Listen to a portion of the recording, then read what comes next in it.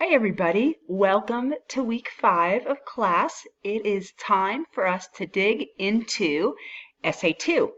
I introduced this a couple weeks ago, but I said just hang tight because we were going to do some practice work together, and that was analyzing the clusters of essays in the textbook.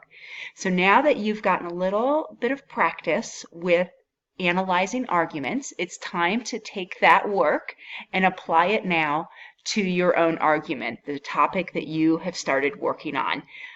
So, a couple things I wanted to point out for this week as you work on your draft of Essay 2, which is due by Thursday night. I'll have feedback for you on Friday, and then the final draft is due Sunday.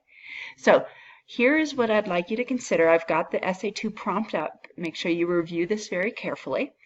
For Essay 2, you are analyzing strategies that each side of the argument uses. So you are not arguing. Again, you are still doing the preparation work to enter the argument. And before you do that, you've already looked at the history and the background and some of the context.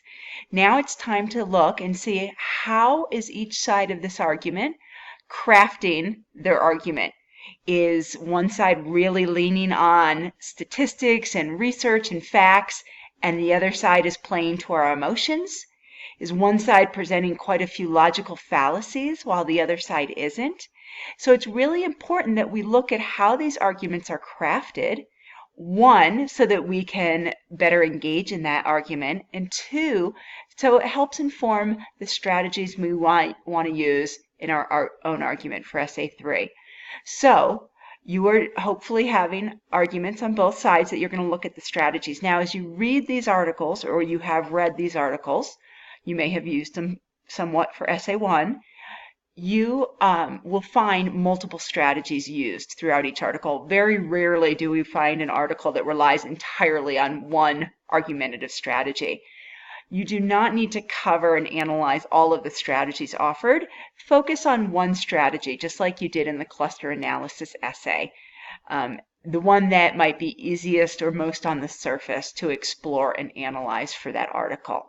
So you are exploring both sides. You are picking one strategy from each article to analyze. These are from academic sources. So if you're still having trouble with academic sources, feel free to email me what you have, the sources you have, and I can check them for their scholarship. You can also review the video of academic versus popular sources I posted a few weeks ago. So these will be the sources that you use in your final paper for Essay 3. These may be sources you also used in Essay 1. Okay, so we want to continue to build on this. So they have, you may need to bring in some new sources from Essay 1. You might not end up using these in Essay 3. Okay, but again, we want to make sure they're academic and they're representing both sides of the argument. As far as actually writing the essay itself, so you read through the articles, you've focused on one strategy that they're using out of multiple strategies. And you'll see here that I have a template for an analysis paragraph. Same exact template as the analysis paragraph for the cluster essay. So first is your topic sentence. Okay, this would include the name of the author, the title of the article, the strategy you're about to analyze, the context, give a little bit of background as to what the specific argument or article is. Then your evidence. This is where you're introducing the actual quotes or passages that show that strategy in effect in that article. Your explanation. Sometimes this explanation might sound like you're stating the obvious or you're over-explaining the quote. That's okay. Make sure you're not summarizing it, but analyzing it. So don't tell us what the author said in your own words. Rather, tell us how the author used that strategy that you've named. And then the significance. How does this strategy work in the overall argument and tie back to the thesis of your own paper? All right.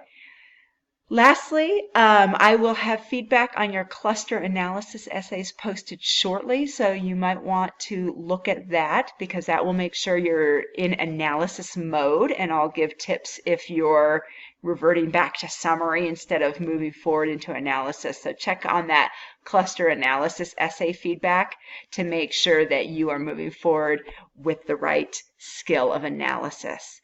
I'm here to help. If you have any questions, let me know, and I look forward to reading your drafts.